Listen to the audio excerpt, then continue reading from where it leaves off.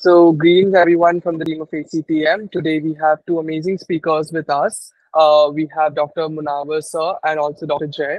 Dr. Munavvar sir is a nephrologist, hypertension and renal transplant specialist. He's practiced for 20 to 25 to 30 years, both in academic and in private practice. He is an MD, Medicine and DM Nephrology from the University of Bombay.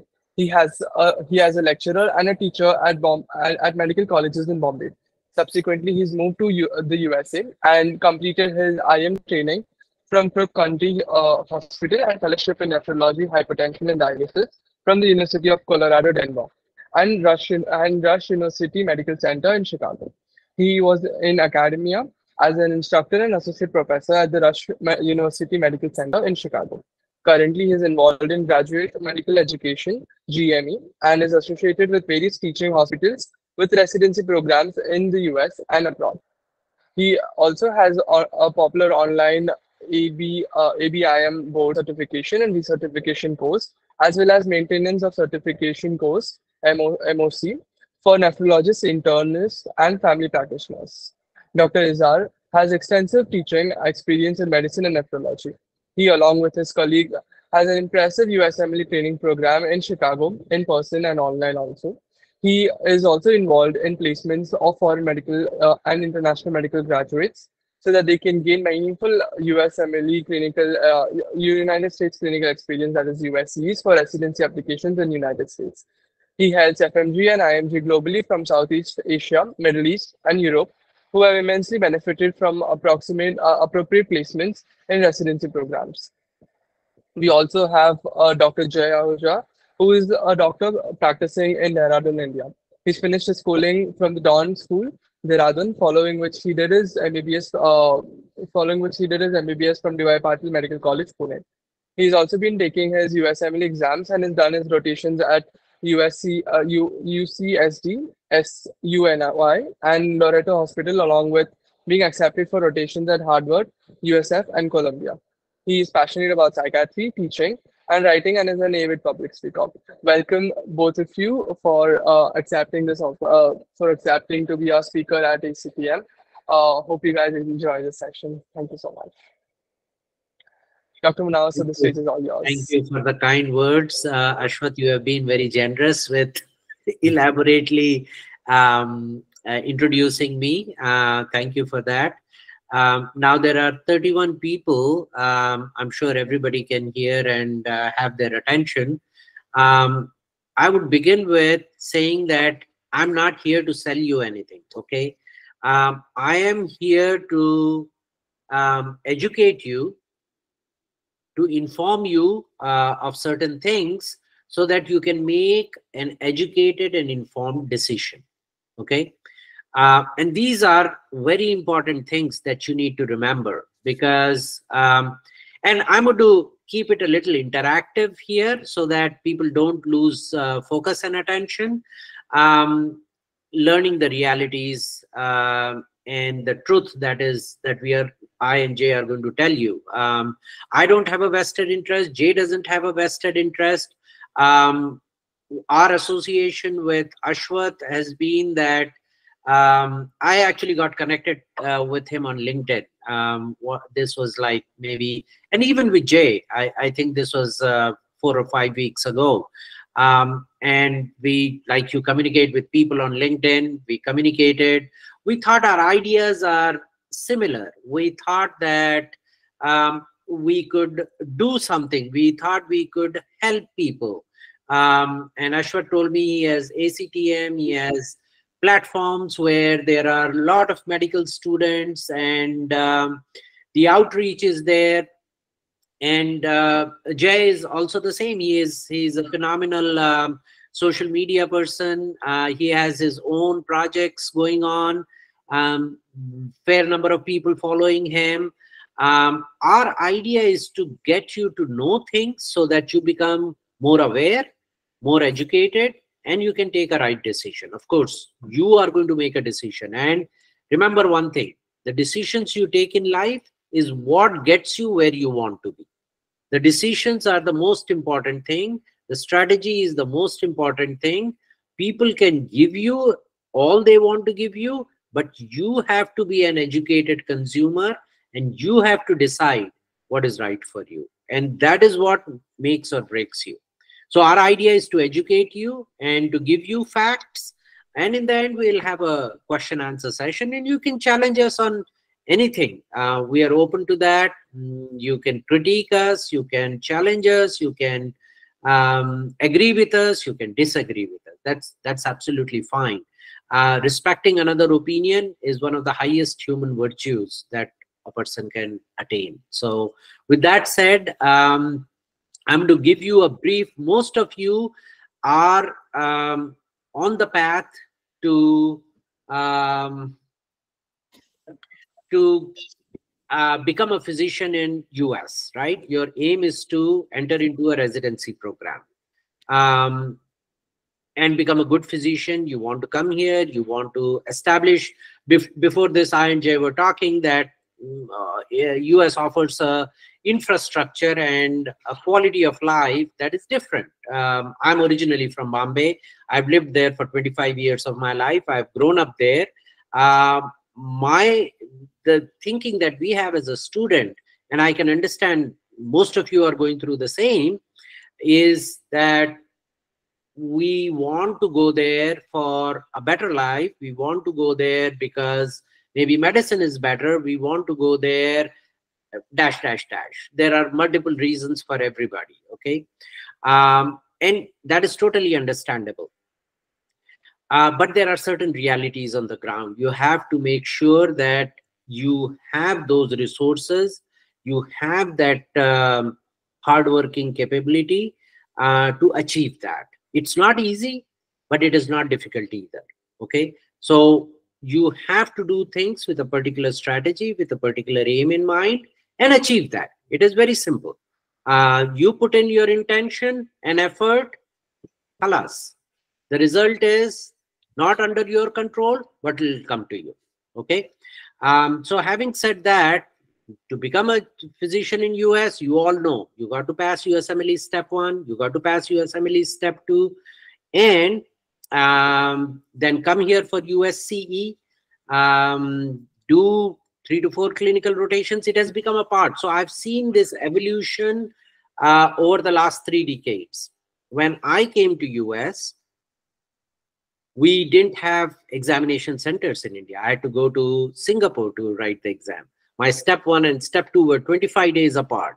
I had to stay there for 25 days in Little India, eating vada sambar and idli and on the budget, because travel at that time was expensive. I'm talking about 30 years ago. Yeah, it took my entire savings of the 3 years of MD residency and 1 year of DM to just get that done. And then you write your 2 parts, apply for, so at my time, there was no USCSE. You do your step 1, you do your step 2, you apply. We didn't even come for interviews here. You just, through mail, you come to know you have matched or not matched, and that was it. But then 10 years later, they made things different.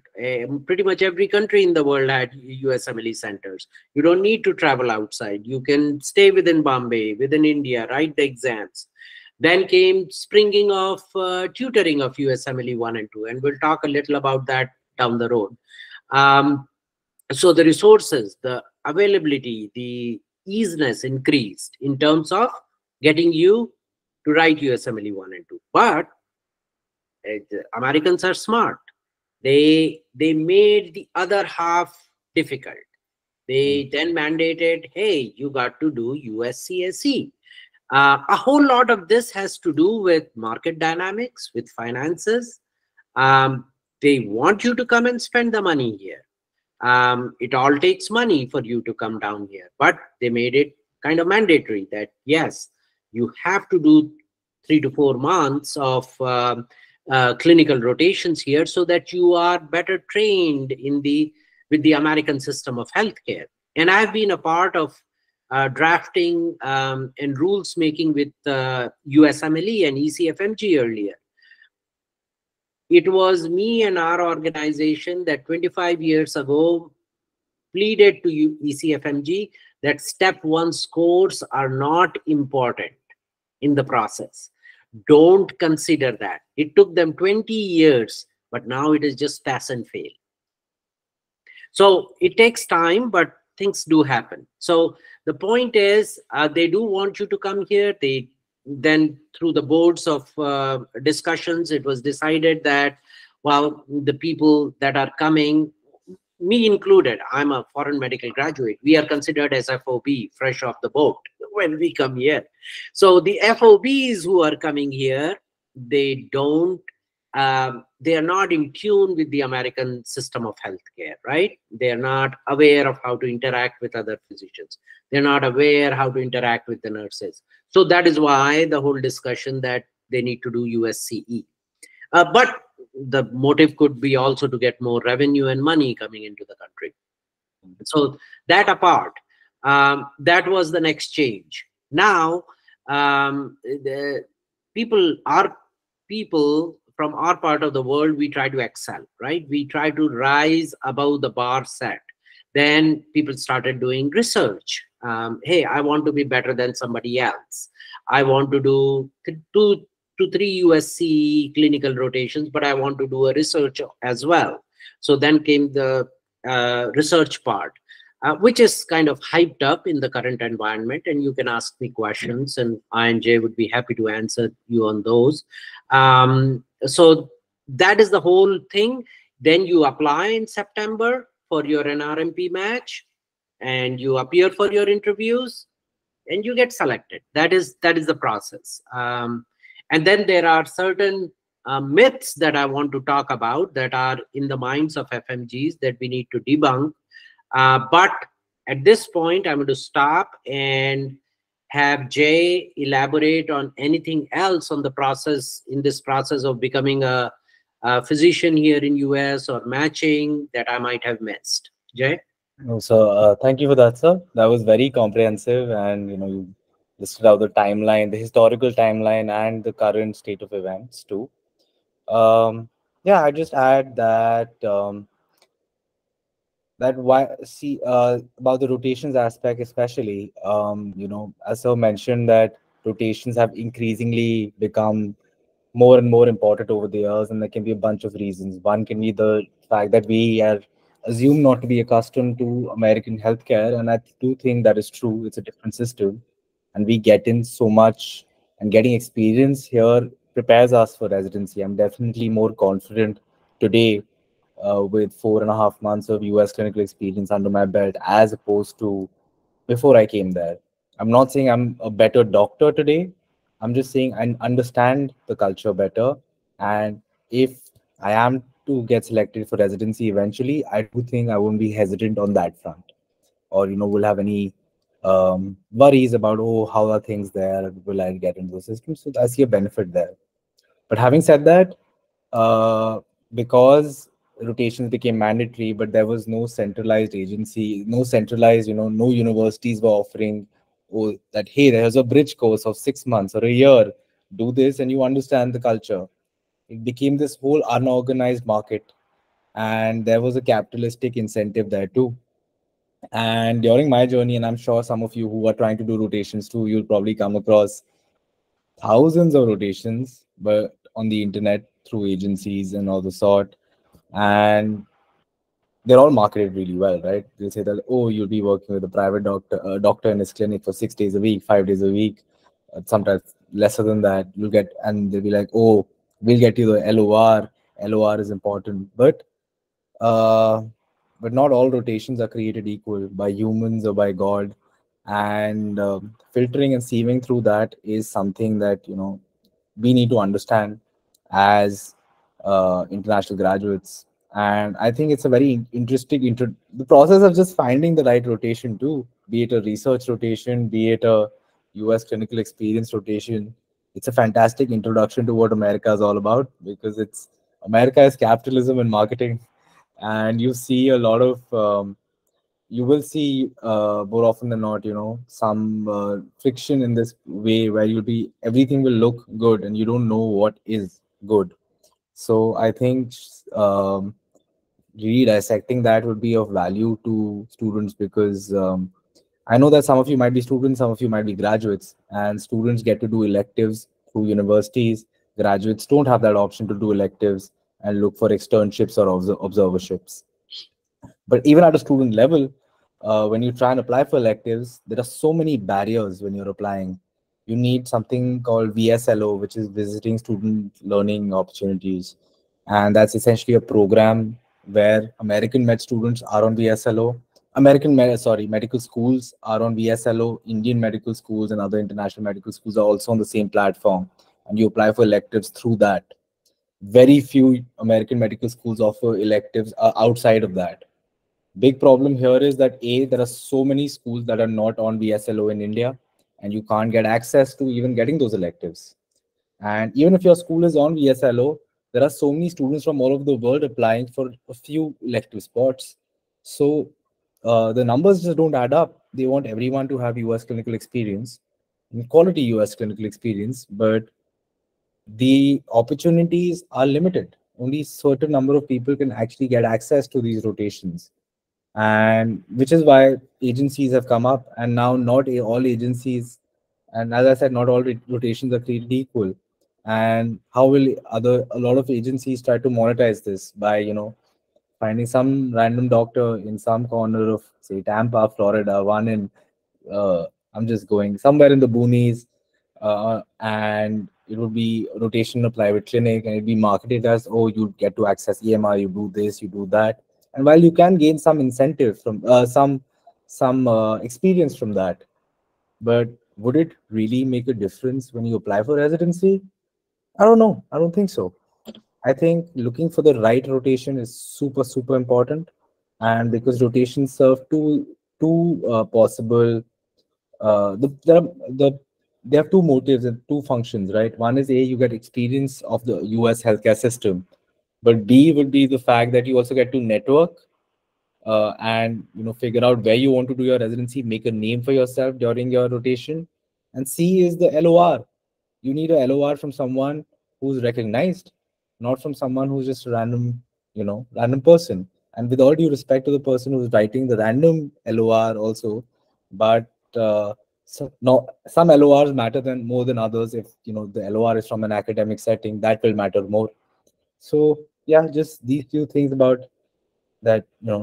Just wanted to highlight the importance of finding the right rotation too, and trying to sieve out through all the clutter and see what is actually legit and what to look for in a rotation. Awesome. That was very good. I'm sure there are 38 people listening. They would have doubts. They would have questions. I see from Ashwath that he has dropped in a message that you can drop in any questions. Please feel free to drop it there. Once a few of them are out there, we will address them as we are talking. I'm going to carry this further for the next couple of minutes into certain assumptions and certain myths that the foreign medical graduates have, and that need to be clarified, that need to be brought to your attention, and that need to be highlighted. And I have told Ashwath that he should record the Zoom meeting. There are 38 of you, and I totally understand everybody on a Sunday morning or Sunday night cannot join in. But we are going to put this, he's going to put this recording, if you are okay with it, Jay, on his ACTM platform and his channel partners, so that students at their own convenience can go through this important information. This is very important information. This will help you decide what you want to do. And decisions, like I told you earlier, are the single most important factor for your success. So we are going to get on to some facts that you need to know, some myths in the foreign medical graduate minds that need to be debunked. Okay, I'm going to start you with the first element of USMLE. USMLE training, like I told you over the years, during my time, I'll take you 30 years ago. During my time, how did I prepare? we used to have this NMS series. I don't know if any of you are aware of them.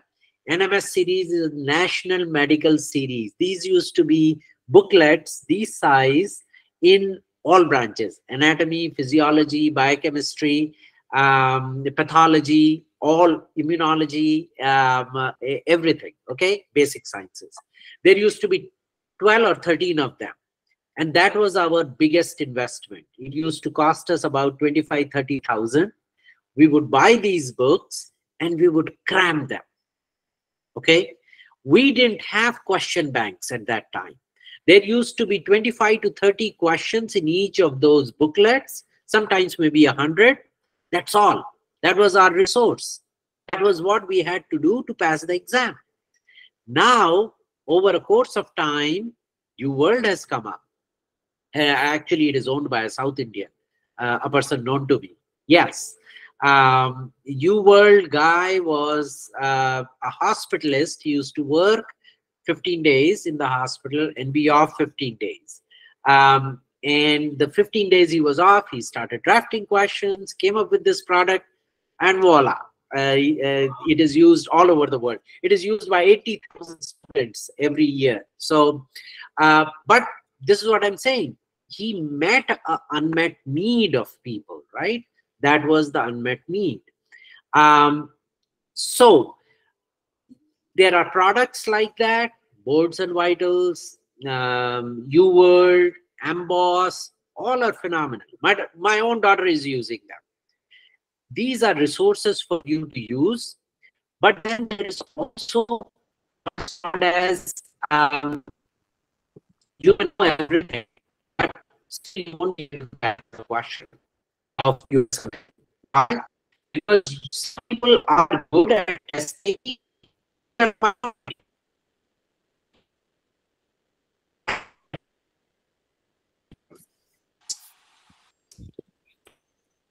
Is there a network issue from Sir's side? Yeah, I think so. Sir, you're Are we? breaking. We were not able to hear you, sir. Oh, you're not able. Now, can you hear me? Yes, Yeah. sir, that's all right. Okay. So what I was saying is sometimes people need to be taught how to come to a right answer, how to rule out, how to get an association. You have studied for 2, 3, 4 months. There are things going to be embedded in your mind. You're not sure. Try to how to apply that to the question, to the setting. Everybody doesn't know the answer. So there is a lot of teaching back and forth as well. And we have programs here in US by US teachers who themselves have taken USMLE who do that. I also understand in the Indian market, there are people who are doing that as well. Now, this is the educational point for you to understand that if somebody in India who has not taken USMLE exams themselves is not in tune with how the questions are drafted, formed, and answered, how are they going to be able to teach you? That is number one. Okay. And this is for you to ponder yourself. That is number one. Number two, you are paying. I've learned that students pay a hefty sum for those preparations, like what, 2.5, 3 lakhs or something like that. So this is a second thing to ponder for you, that if for the same price you are getting something by teachers from America who do this day in, day out, is it worth your while to explore that? So this is just a seed planted in your mind. With the facts, you make the decision. And I've seen this. Numerous people have approached me from India about this. And I said, I'll address it. I'll bring it to people's attention. But it is so in the business world, market forces and clients dictate everything. Okay. Our job is to educate you. Our job is to tell you, this is what is available here. This is what is available here. You get yourself educated and decide what is better for you and do that. So that is as far as USMLE 1 and 2 preparation is concerned. Now I'll go to some myths about clinical rotations. Myth number one. Most of the FMGs think, and pardon me, Jay, you have covered the entire spectrum of US in terms of length and breadth. That is very good in terms of exposure. But a lot of FMGs think if I do one rotation in New York, if I do one rotation in Texas, if I do one rotation in Arizona and one in California, my application is going to be good. It is fraught with a lot of ifs and buts. Number one, you're moving to different places. You have to have separate accommodation, more expenses. Yes, if your financial wherewithal affords it, you can do that.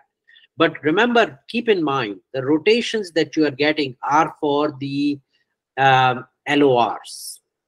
You have to be strategic because that is your main aim. Now, if you are getting a LOR from a chairman, Department of Medicine, okay, from a head of the Department of Cardiology in an institution, and both those rotations are in New York, and as compared to you're getting a rotation in Texas and doing getting a LOR from attending physician in a community hospital, and you are doing the second rotation in Arizona, which is geographically different, and you are getting another letter of recommendation from a physician in internal medicine there. I think those two are not better options. The two rotations together in New York are better options for you because there the letter of recommendations are coming from people of standing, from people of academia, from people who hold power. If I am a selector, if I'm a program director and I have been on the other side of the table selecting FMGs all the time, I do that. I see who has written the letter, what is their standing. Now Jay is doing a rotation at Northwestern with Professor Sarki. Okay, Northwestern itself, the letterhead, when somebody sees, when a selector sees, there would be oh my God, because Northwestern is ranked amongst the top 10 in US. Okay, that letterhead is important. Okay, I go through the rest of the letter. Who has written the letter? Oh, Professor Sarki. He's the chair. He's the endowed chair of research there. Okay, that makes an impact on me. I want to do further finding. I go in and see who Dr. Sarki is. He's the endowed chair, head of the research there. He has multiple NIH and NHLBI grants for the institution to the tunes of millions of dollars. That has important. Jay has worked with him, and Dr. Sarki, this is what he's writing about him. That has more impact on me. Jay gets placed over 2,000 students. Those are the letters you should be looking for because they are impactful, because they will make a difference in your selection. Okay, so that's a myth that I do rotations in different parts of US. No, don't fall for that, please. Ask the agencies who are giving you these rotations, who is my recommender? Okay, if they don't give that information to you, you presume it's just a general attending physician in a community hospital. I'm telling you, people have their medical centers and clinics in strip malls in US. Okay, so you have to be careful about that. So that is myth number one. And myth number two, that letters of recommendations should be from very, very good people. People who have faculty appointments, people who are chairmen, people who are chiefs of the services, program directors. Some program directors also do rotations. So those are very important. So that is myth number two. Do I need to do, the third myth is, do I need to do a rotation at university hospital or community hospital? I'm going to tell you a truth. No university hospital that is getting Medicare or Medicaid funding or federal funding is going to call you and give you a hands-on rotation in their program, they risk losing their federal funding. They will not do it. If somebody is telling you otherwise, they are lying. Okay? University hospitals will take you only as observers. Okay? You will follow a train of 25 people. They're observing things from a distance. And if you are paying $2,500 to $4,000 for that, I'm sorry. That is not what is going to get you into the program. When I am selecting students, I see whether you have done hands-on rotations. What's a hands-on rotation? Hands-on rotation is you are working as a house officer on the floor. You are admitting patients. You are managing patients on a day-to-day basis. You are writing their notes. You are attending physician groundings every day. You are presenting the patient. You are writing the orders. You are communicating with the nurse. You are first in command. And that's the kind of experience I'm looking for if I'm selecting you to be my resident on in my program come July 1. Would I select you, or would I select somebody who has done a month's rotation in a strip mall managing outpatients? It's common sense. Okay, so try to go for hands-on hospital-based rotations. It doesn't matter whether it is university hospital or community hospital.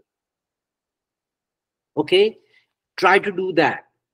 If the community hospital has a university affiliation, well and good. That's awesome. Most of our rotations, and you can go on the website and check out, have university hospital affiliation, but they will give you hospital-based hands-on rotation. That's what the program directors are looking for. Okay. The fourth myth is, would the letter be on university hospital letterhead? Well, it is good if it is there. Now I'll give you two scenarios. There is, if I am the selector on the other side of the table, I have a candidate who has a university hospital letterhead recommendation letter, which is by a general attending physician who has written, oh, he has rotated and he's good, blah, blah, blah. Compared to the second one, who's a hospital-based rotation, but it is not a university hospital letterhead, but it is written by chairman, Department of Medicine from that hospital. Me and all program directors in US are going to give credence to that letter. It does not matter what is at the top of the letter. It matters a little to get my attention. But then I go down and read the letter of recommendation and see who has written it. That's very important. You guys need to know that. Please do not get swayed by the market forces and agencies trying to sell you what they want to sell you. I have done internet search. There are people who are selling outpatient rotations in the strip malls, the medical centers, for $2,500 to $4,000. And people are doing that. Please do not fall prey to that. Do hospital-based, hands-on rotation by recommenders who are either chairman, chief of services, head of departments. That is important. Okay, so that is myth number 4. Myth number 5, electives, observerships, this, that. In the end, bottom line is, when I'm a selector sitting on the other side of the table, what do I have? I have your letter of recommendation. The letter of recommendations don't mention you have done elective or you have done observership or what. The letter of recommendation is from a preceptor who evaluates your work. The focus in the letter of recommendation will be your work. They will not be mentioning, oh, he was here from this date to this date, or this was an elective, or this is the medical school he is from. No, none of that will be mentioned. When we write letters of recommendation, we write your sincerity, your dedication, your smartness, your ability. to do things. That is what we recommend you on. So that is very important. Okay. Um, do connections help in getting selected for residency programs? Yes, I think I'll leave a couple of questions for later on. So these are the myths that I wanted to debunk and bring your attention to. Jay, you want to add on anything? Or if you have a differing opinion, please say so. No, I completely echo your sentiment here, sir. And I'll just give the perspective of someone. I mean, a lot of students here. I too, I'm a student doctor, graduated recently. So I can give an on-ground perspective of the journey that I've been taking. And, I'm not going to take names of websites or agencies. That's not, the point is not to defame anyone or anything of the sort. Yes, But yes. there are agencies, that like that strip mall joke you mentioned. It's true, it's very true. It's funny because it's true. You will see, I have friends who've gone to big cities. In a small They'll be in a small outpatient clinic. There'll be 30 others of them there together. And a lot of these outpatient clinics, you have to realize that what they're doing is, their goal isn't to teach. Some people run clinics purely on the basis of IMGs. IMGs, they will provide income to the clinics who are doing these, where these rotations are happening. B, uh, there are some places, and I'm not joking when I say this, that entirely rely, or at least 70 to 80% rely on IMG workforce, which is students who are rotating, in order to give care to their patients. So Yeah. not only do they avoid paying salaries to other staff, they are actually getting paid for people to work for them. So it's a business. It's a business at the end of the day, and it is on us to see through. As I said, finding rotations is a fantastic introduction to America, because this is where capitalism is rife. You will understand how capitalistic a country America truly is. It has good strengths. America has amazing strengths, but you have to be smart about what you do and make the right decisions about what rotations you opt for. So that's basically it, I think. Looking for the right rotations is very important. Like sir mentioned, doing it at the right hospital, making sure you're getting the right exposure, and even that bit about doing it in a location where your LOR writer is recognized is very important. I have, I did it. I did one in California. I did something in New York and Chicago, and I do see that while my excuse me, while my California experience was amazing, it was a fantastic introduction to the US healthcare system. It was a hospital based rotation, amazing.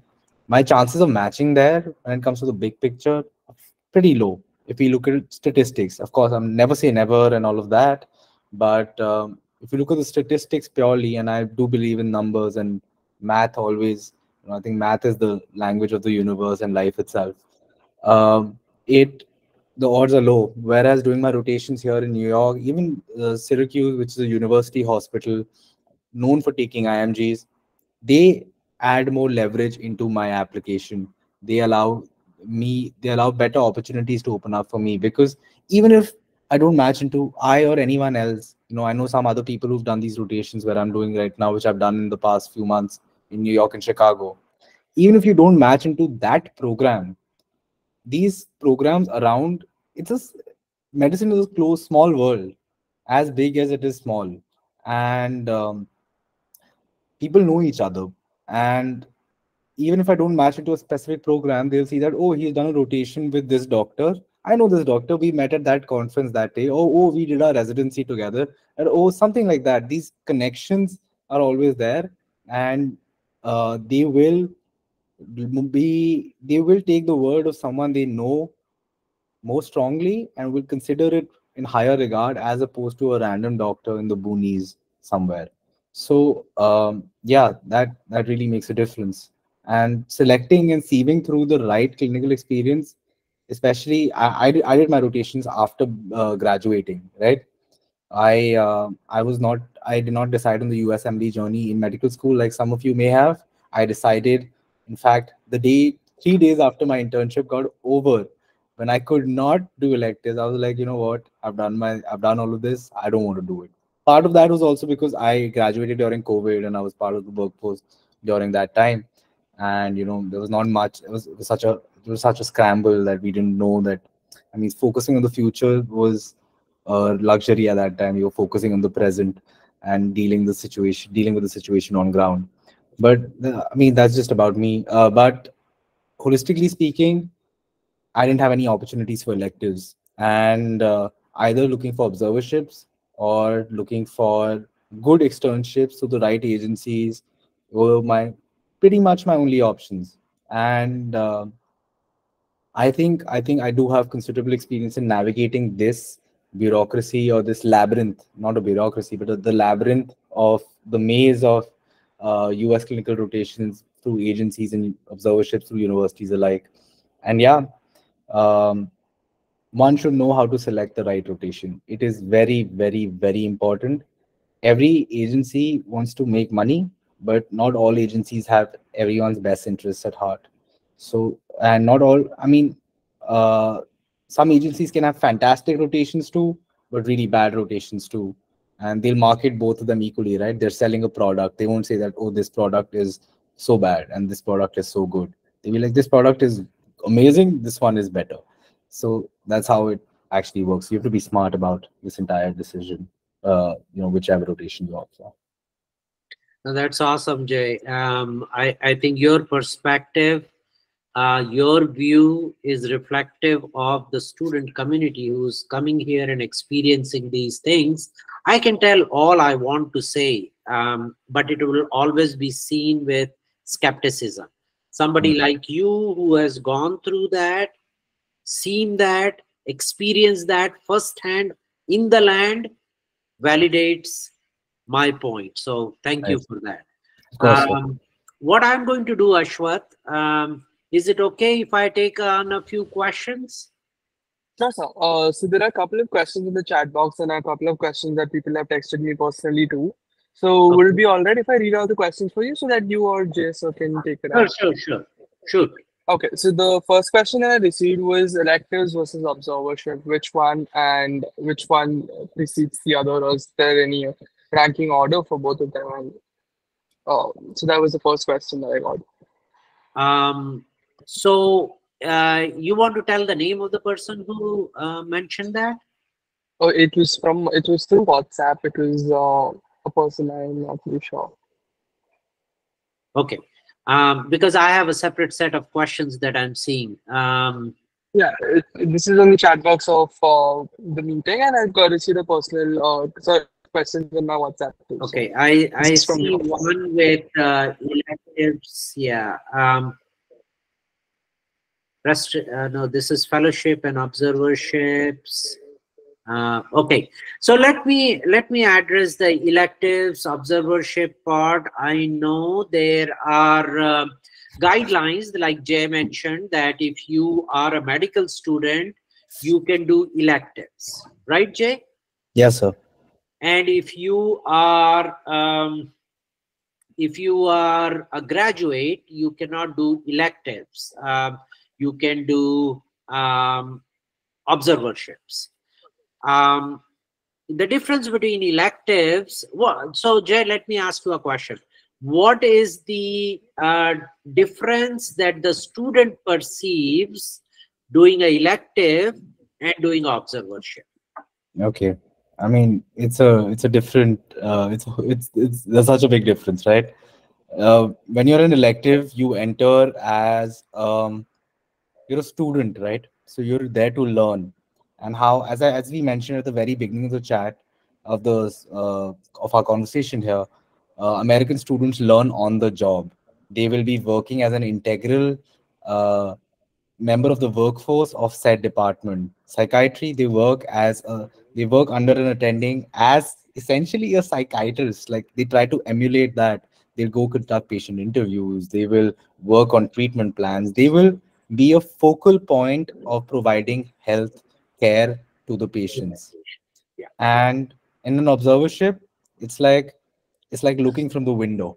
You're looking in from outside the window. You're like, okay, there is something happening in here. and I'm just gonna see what's happening here. There's gonna be a poll between you and the patient, and sometimes a poll between you and the healthcare staff too. Depends on the observership that you're doing. Uh, Sometimes the healthcare staff will put you on the side and be like, okay, you watch us do it, or and sometimes if they're really nice, they'll be like, okay, this is Jay, he's an observer with us, he's gonna watch us do it along with us. But there will always be that gap where you are not actively involved, your professionalism is not actively evaluated. And yeah, that is the difference here in doing an elective versus an observership. So that is very well put, and that's on spot. Like in elective, you're doing hands-on, right? You are it. You are managing the patient. Observership, you're following a train of 10, 20, 30 people, and it's a market scene. I'm sorry to put it in those blunt words, but that is how it is. Elective is hands-on, and that is why we, for our rotations, we realize that hands-on is what is going to get you selected, right? Now, hands-on is an experience, okay? There is nothing in USCE protocol that prevents a person who has signed up for rotation to either do hands-on or observership. These are terms for immigration purposes that people use. Now, the agencies here have used that to capitalize on providing observerships as a sellable point. We think that is unfair. For students to get selected, they need a hands-on, okay? No matter what capacity they are coming in. Rotation is a rotation. So all our rotations are hands-on. All our rotations are electives, okay? You come in here for a rotation, that is what you will get. Our contracts with our hospitals wherein we provide rotation are all hands-on. You will be doing only electives with us, whatever your status may be. You may come here as an observer, you may come here as an elective, you may come here as a student, but your experience is what counts, right? Your experience of doing things. And don't get me wrong, it is not, we are not doing anything illegal. We have malpractice insurance for every student to the tune of 1 million to 3 million. The same that I carry as a practicing physician. So there is nothing wrong in or illegal about it. It is providing you with the experience so that you get a letter that is going to make a difference in your life, right? So that is the important part. Electives, observerships are semantics. But when you sign up for a rotation with the agency, ask them, what is going to be your role? If your role is going to be as an observer, it is advisable not to take it. If your role is going to be as a hands-on experience, take it, whatever capacity it is. It's as simple as that. And hands-on in a hospital location is what you want. Okay, not hands-on in a clinic somewhere or in an outpatient center. You don't want that. You should have that experience maybe 1 half day or 2 half days a week. But for the majority, 80 to 90%, you should get an experience in the hospital. I agree. Ashwath, you want to go to the next one? Sure, sir. Okay, this is a personal question. How is step 1 being changed to pass or fail better than the traditional way of having marks? So you mentioned that your organization had worked 20 years ago to have this change about pass 1 being from the marking system to the pass or fail. How is that better when it comes to the entire process? Because it's just, I don't know whether I'm putting forth the right way or not, but wouldn't that make it harder or more competitive for us? Because step one with the marks could be a differentiating criteria and a selecting criteria also for the program directors. But now pass or fail, anyone from the marks of 196 to 250 or so comes under the same category itself. So how does that better with a So GO? when you become a physician, you rely more on your knowledge of clinical sciences, or you rely more on your knowledge of basic sciences? The answer is obvious, right? You rely more on your clinical acumen, more on your clinical training in internal medicine, surgery, OBGYN, gynae, psychiatry, and so on and so forth, right? Basic sciences is the building block so that your foundations are sound. You understand what's a nerve, where it is going, where it is coming out from. But beyond that, it doesn't matter. Basic sciences don't matter much. And that is why the whole premise over the 20 years ago was, if they don't matter so much, why should those scores be given so much due credence? Number one. Number two, by the time you finish your basic, most of the students, me included, we took our step one, step two after we finished our MBBS, right? By then you are 3 years out of basic sciences, right? And I, for one, crammed up my basic sciences to pass them, right? You will forget them, correct? So why give due credence to something that is not so important in you becoming a physician? We're not saying that it is not important. It is less important than clinical sciences. Yeah. So the due credence is given to step two now. So I want to cash in on this question and tell you one thing. The scores of step two are the single most important thing in your zeal to get into a residency program. You could score a 220 and wither away for 5 years trying to match. You can score a 230 to 240 and be a moderate candidate. That is where your adjuvant things of USCSE and research come in importance, right? Or you could score 245 to 260 and be in a comfortable position, cash in on USCSE and get into a program. Or you could score more than 265, 270, and I see a couple of questions, and why for OBGYN, coveted branches, and branches that American medical graduates want. If you give me the 99th percentile in step two, go for plastic surgery, go for dermatology, go for orthopedics. These are the branches that are coveted by AMGs. We program directors would welcome such candidates who have scores of more than 285 for these branches. There are a couple of you who have asked, how hard is it for OBGYN, or how hard is it for general surgery? How hard is it for plastic surgery?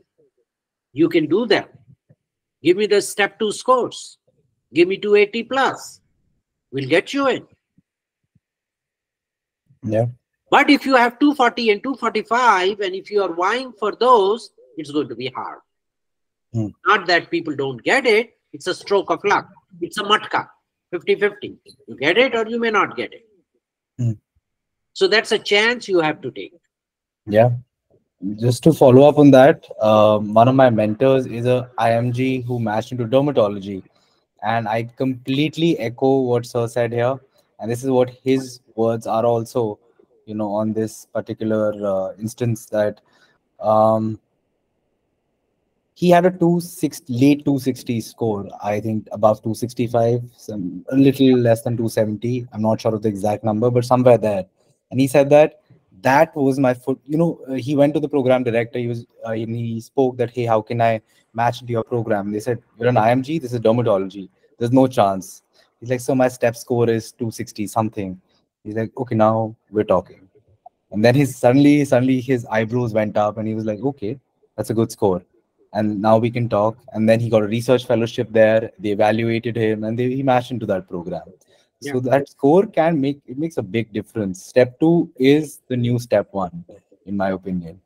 And I don't know, I think Munavvar sir also mentioned this briefly, that step two, uh, it makes sense, right? Would you rather have someone who knows the Krebs cycle by heart and about how all of that works from their first 3 pages of USMLE first aid, or would you rather know someone who knows how to deal with a patient having an acute hypertensive crisis or something of the sort? You'd rather have the latter. So I think step two, going, it's just, I mean, there is still a level of objectivity, right? The everything else is subjective in the application. Your LORs are subjective. They are the reflection of one personal individual's anecdotal experience of you. Your personal statement is just you marketing yourself. But the scores, they're a number. They're standardized. They compare you with everyone. And step two is now step one. And step three is getting important too. So that's how it's working, I think. Ashwath, you want to take on the next Yes, sir. question? I see one Sharma. Are there any Yes, sir. specific experiences or qualities that stand out in a candidate's application? Step two, score once. Get me more than 260, do whatever you want. Meera Jayaraman, how easy it is to get a job after residency, sir? After residency, you will find ample opportunities with 6-figure United States dollar salaries. Okay. Starting salaries in US now for fresh graduates is about $200,000. That's a lot of money, even by American standards. So yes, that should be an incentive for you to work hard. Rutuja Batwal, what advice you might give to students who are interested in highly sought after fields that we have covered? Shivang Saxena. Ashwath, we are going to come to your questions later on. Let me quickly address these, okay? Yes, sir. Getting matched in the specific field of interest is also important. So is it possible with the so-called core branches of neuro and cardiosurgery? So let me briefly address these two aspects. Cardiac surgery and neurosurgery are straight branches, are straight residencies. They don't need you to go through general surgery. American medical graduates, for the length of time, I think they are for 5 years or 7 years, they don't want to embark on that. So anything that is not sought after by AMGs become easy prey for FMG. So neurosurgery and cardiac surgery are easier to get into as compared to general surgery or plastic surgery or orthopedic surgery. That is true. Shoot us a follow-up question if you have. I'm going to go to the next one. This is important.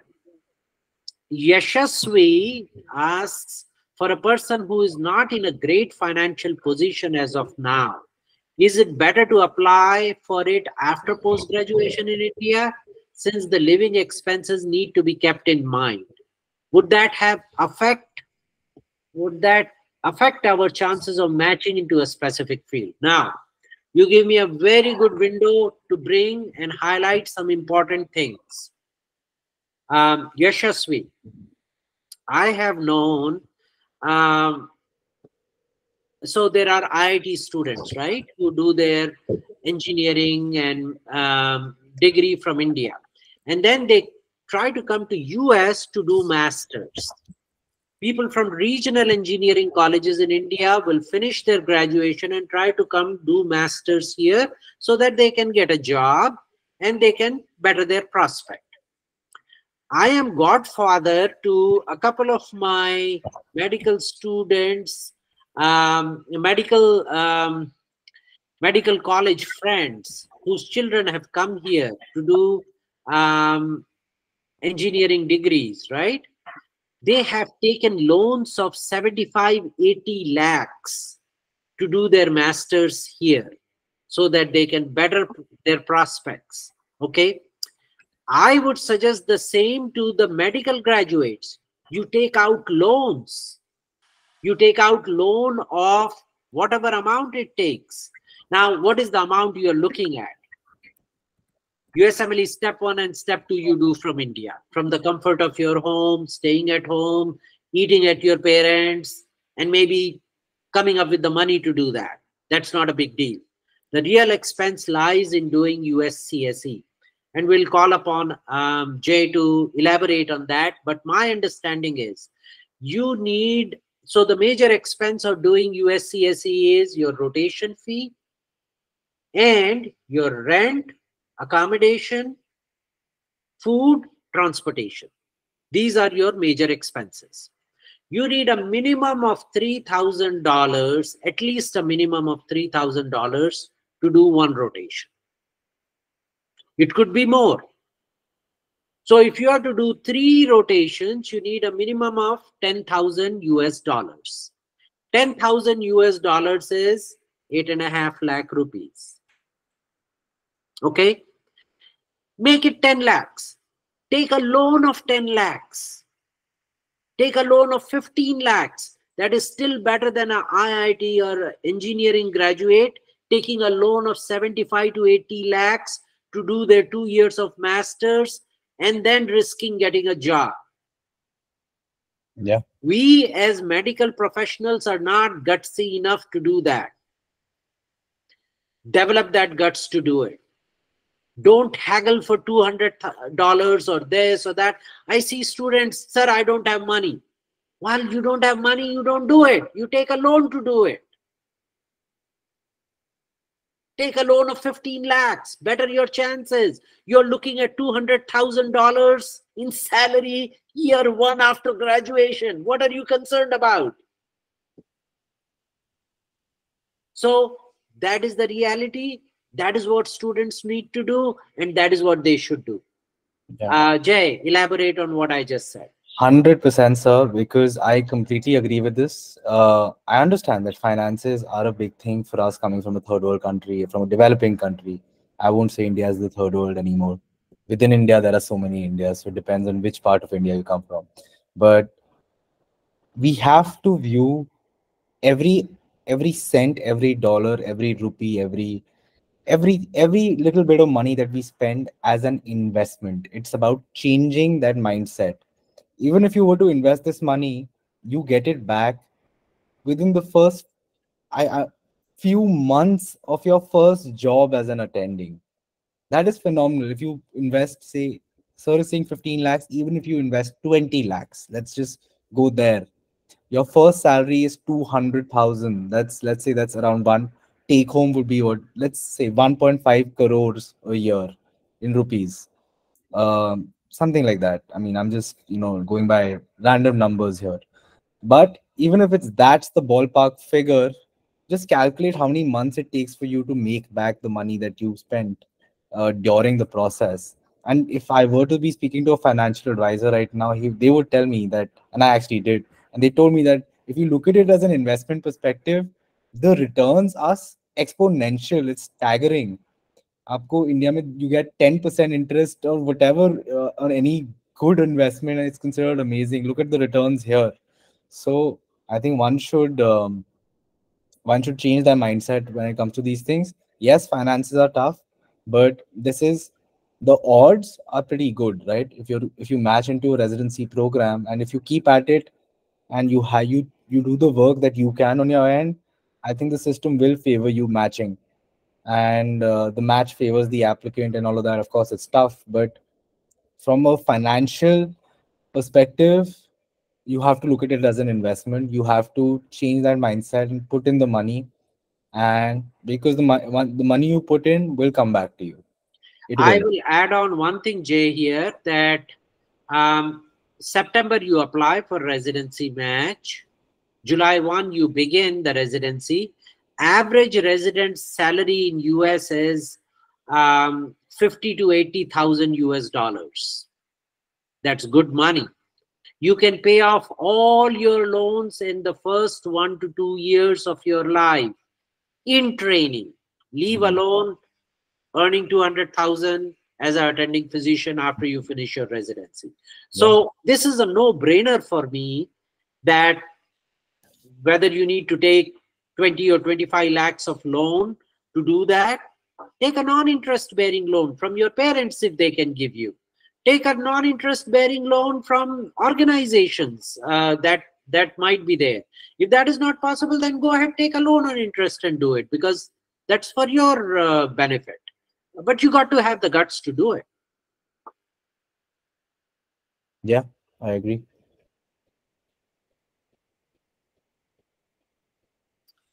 By saying that, I'm not saying that people are coward, but people, listen, 30 years ago, I had the same mindset.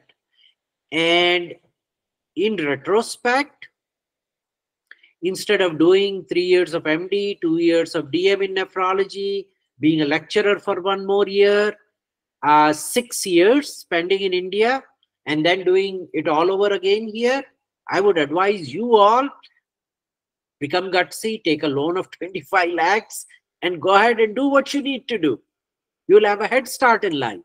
You will have 6 years of you earning anywhere from $60,000 to $200,000 a year. So it's a perspective you need to see. All right. Somebody raised their hand. Ashwath, who was that? They accidentally left the meeting. No, Dr. Jai has raised his hand. Okay. Oh, I was checking who had clicked.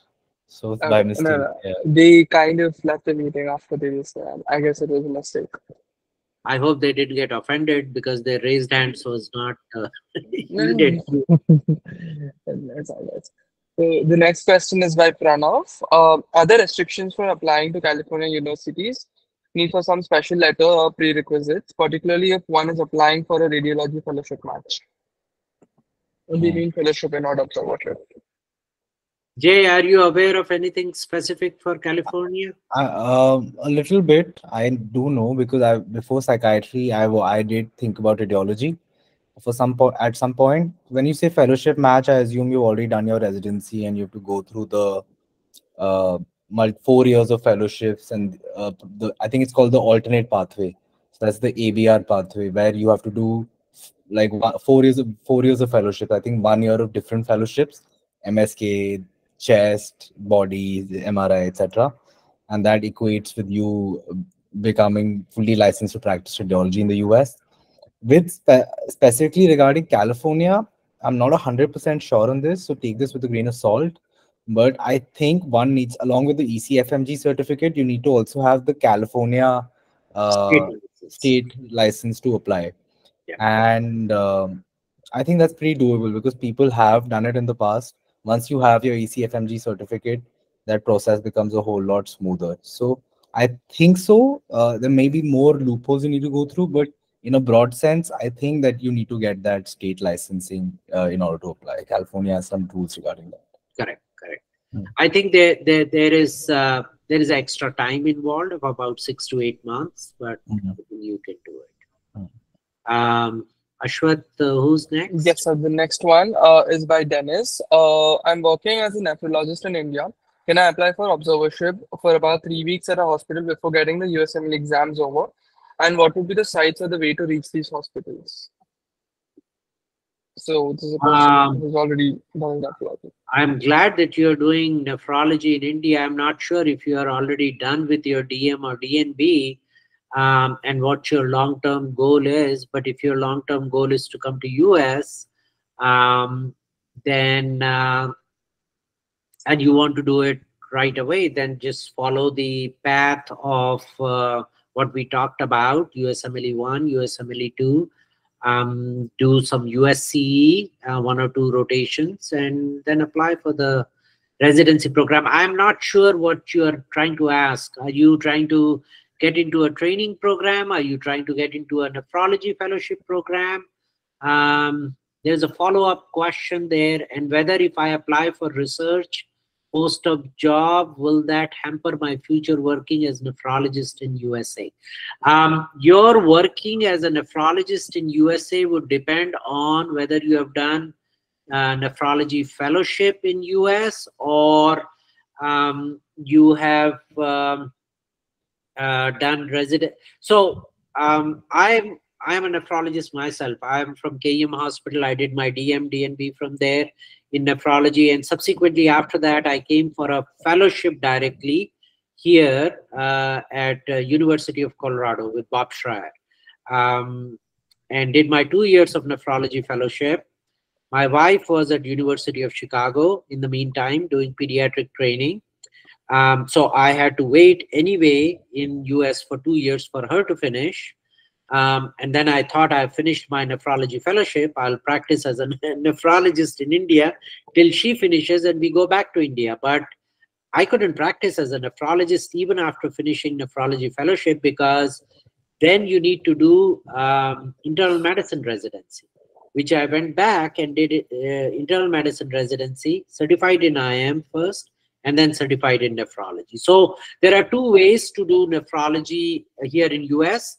If you are already a nephrologist in India, you can take up a nephrology fellowship after doing step 1 and step 2 and getting USMLE certified, and then go back and do internal medicine. Or you could do the straight route. You apply after doing step 1 and step 2 for internal medicine residency and then take up a nephrology fellowship. It's your choice. People do both ways. The next question. Yeah. Why is the acceptance rate for specialties for OBGYN and surgery so high? And is it possible for an IMG to aim for these? Yeah, absolutely.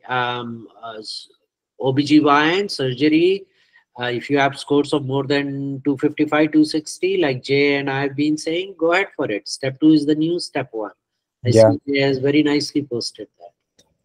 For OBGY especially, sir, I know of an Indian graduate who did his rotations after graduation, so no electives, and they have matched into Yale University. His name is Animesh Upadhyay, I think. He's from I Bombay. attended one of his webinar. I did hear that. It's true. Yeah. It's true. Was he a post-graduate in OBGY from India? No, just a MBBS, sir. He got good step scores, and then he got a research position at Yale itself. Yeah. With zero, it's about getting into the system, right? He got a research position, and now he's a resident for, I think, PG year 1 or prelim, but I'm not sure about that, at Yale. So once you prove yourself, American system is very rewarding.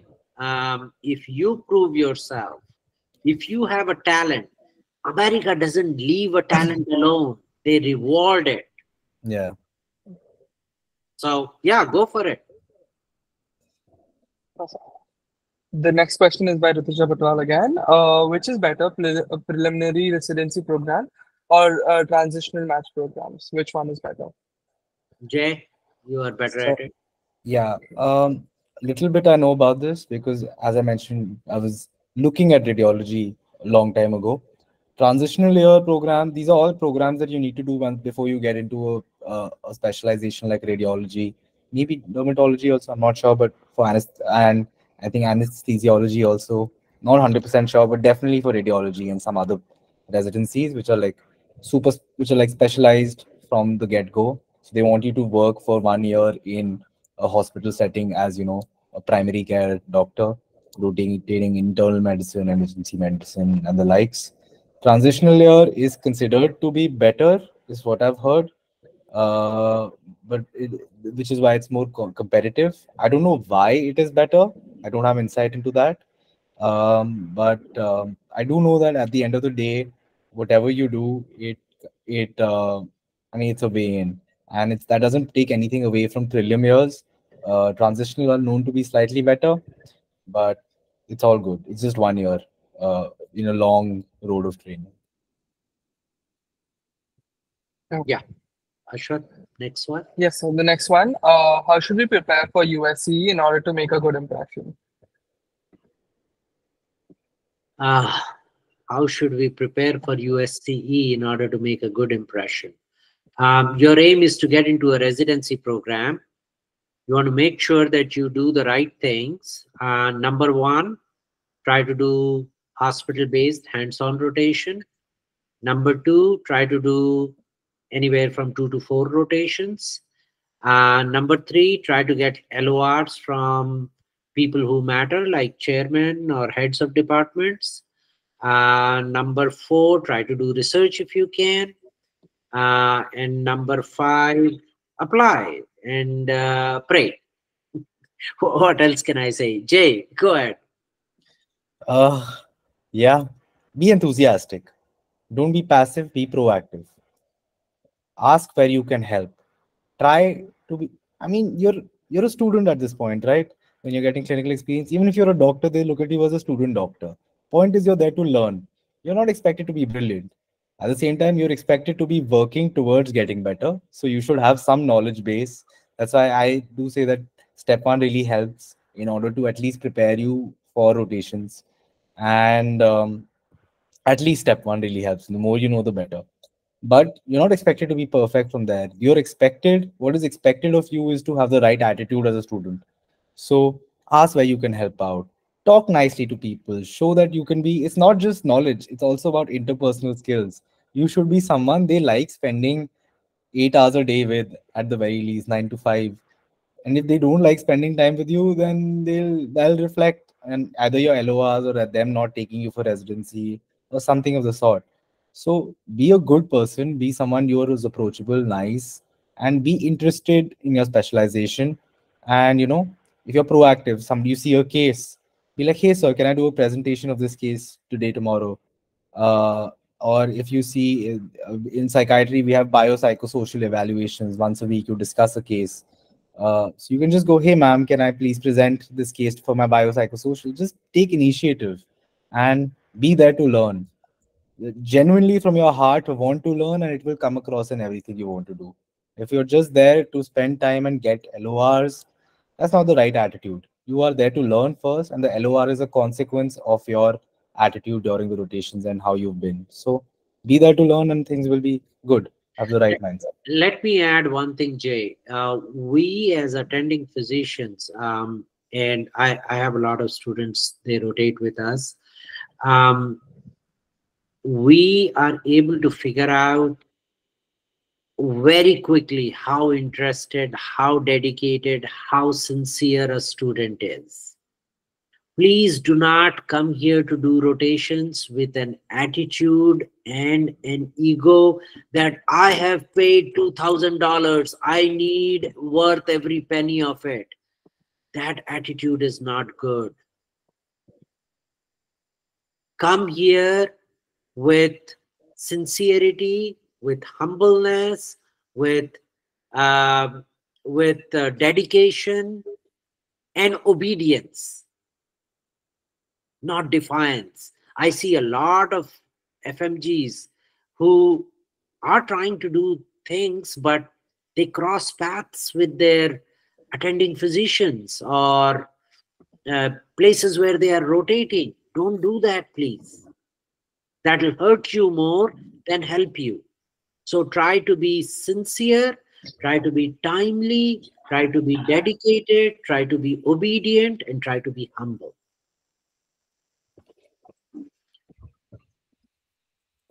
Okay, the next question is a lot of people are talking about fantastic CV being a boost. What are some things one can do while medical school to build a fantastic CV? The CV is just a window into who you are. I think a well-rounded CV is better. You show some of academics, some of social involvement, some of charitable involvement, some of research. A well-rounded CV is much better than a CV that is focused only on academics or only on research. I've seen CV with 20 publications, not a good idea. I've seen CVs with all charitable and social and community work, not a good idea. It has to be everything in moderation. Okay, the next question is why is it better for IMGs to give their steps after their internship, and why do people wait for so long and not give it according to the conventional timeline? Can I answer this, sir? Yeah. Ashwath, I'm not able to understand the question. So maybe you want to explain it better and then Jay can answer. Yes, sir. So, okay. So there are a lot of people who wait till their internship is done and then they give their USMLE step 1 and 2 and subsequently. A lot of people, what they normally follow is that they give their step 1 after the third year of MBBS or after their second year of MBBS is done in India, and the step two is given after they're done with their fourth year or their final year. So Yeah. that is what is the conventional Yeah. timeline. What the person is mentioning. But why do people wait for completing their internship and giving both the steps together? So what is the difference between that, and which one is better? I can answer this pretty well because I'm someone who has friends who have followed the conventional pathway, and me being as indecisive as I was with my journey back then, I took my steps after my internship. Uh, it is not better for you to give your steps after internship. There's no better. You save time, you save everything. If you do it, you get opportunities for electives. There are lots of pros for giving it during. You perform better in medical school also if you're studying for USMLE alongside. I've seen it with a lot of people. But when I say better, and of course year of graduation is also it matters when you apply for residency. Of course, that differs from program to program. Some want recent graduates, some are fine with 3 years, some are fine with 5 years, and some are fine with old graduates also. That varies. But I would say the recency of graduation really makes a difference when with most programs. And so I would say that it's not better to give your steps after internship. Some people do, and I am some people. And my only advice in that scenario would be to give them as soon as possible. Don't dilly dally and delay. Get it done with, because yeah, I mean, the more time passes, the older graduate you get. It doesn't really help your CV. Even some, I may not necessarily be negative if you've done great things with your time.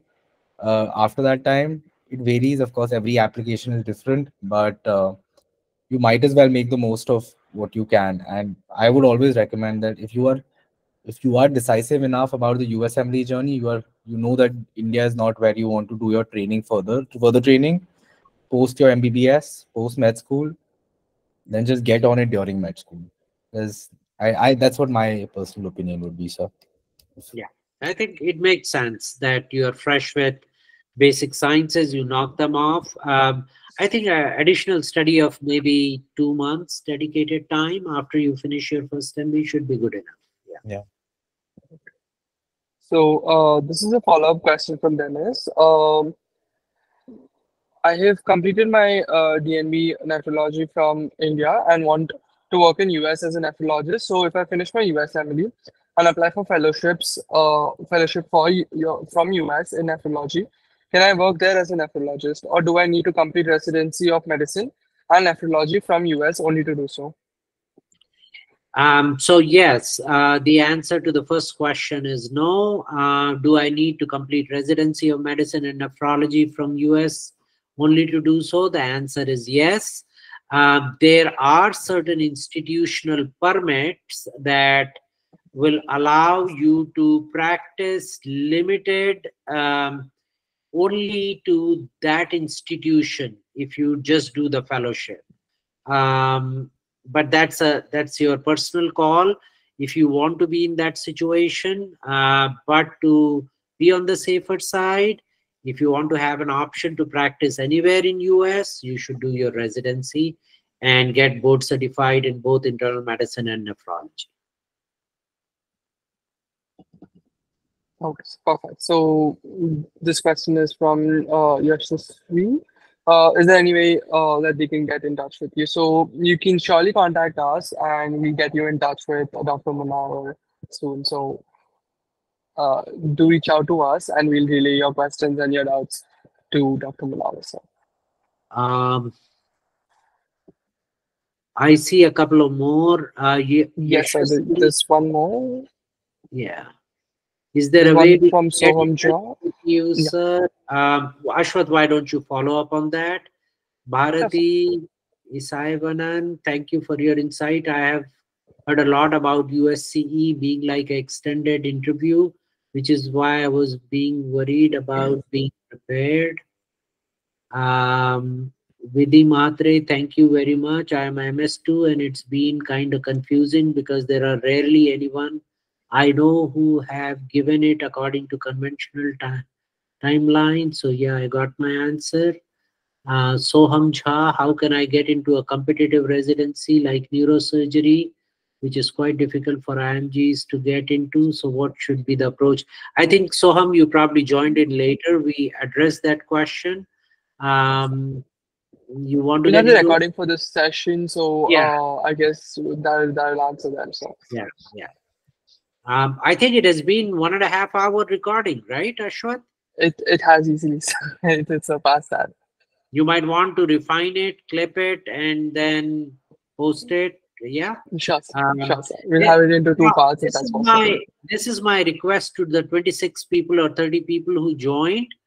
What I want you to do is, you got the gist of what I, Jay, and Ashwath have talked about.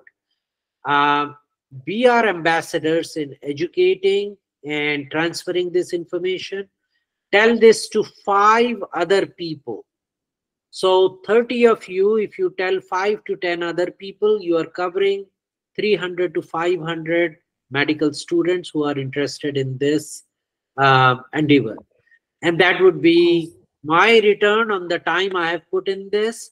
That would be an awesome thing. And it will be a good thing for medical student community. Um, I thank you, Jay. Your insight was very nice, very helpful. And maybe we will call upon you in future as well if you are willing to join Of us. course. Yes, sir. Um, It's a and if pleasure. you have your platforms you want to do something like this on, I'll be happy to put in my time for that. Ashwath, thank you for Thank you so arranging much, all sir. this. This means a lot. You have put in a lot of time in arranging and doing this, and I really Thank you thank so much. you. Thank you so much for coming If, in. Thank you so Yeah. much. if anybody has any questions, I'm available on my WhatsApp. I will get back to you sooner or later, but you will hear back from me. But for everything else, get in touch with Ashwath and we'll call it a day. Yeah. Sure, sir. So thank you everyone for being with us, and it was a long one, and thank you for sticking with us. And I hope that you were able to clear all the doubts that you had. Amazing, amazing session by Dr. Munawar and Dr. Jay. Thank you so much for taking out your time for us and helping and clearing the doubts and all the myths that normally students do have, and making the entire process a bit more clearer and easier for us to put into perspective. So thank you so much, and we'll arrange for such webinars and a panel discussion. So in the future, looking forward to work with you again, Dr. Jay, in future endeavors of ours. So all the best for you too, sir. And thank you all. Thank you. Thank you. God bless you all. God bless you. Thank you so much.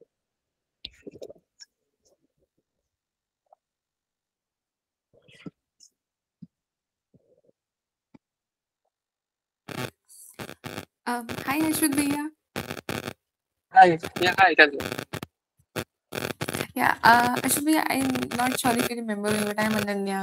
We were supposed. Yeah, I do. I do. I do. I do. Yeah. Hi. Tell me.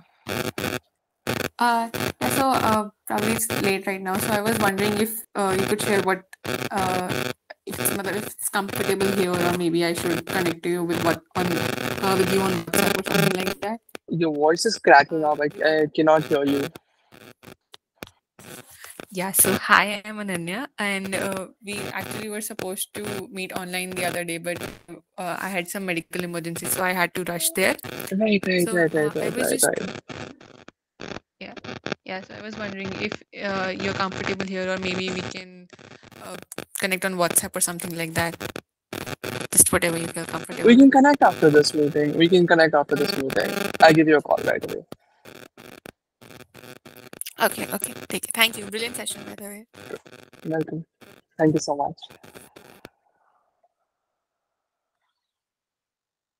I hope everyone we were able to clear out your doubts. If anyone has any questions, you can feel free to WhatsApp me and I can relay to Dr. Munawar. So thank you so much for staying with us. It was a long webinar and I hope you guys had the pathways cleared out for you. Thank you so much.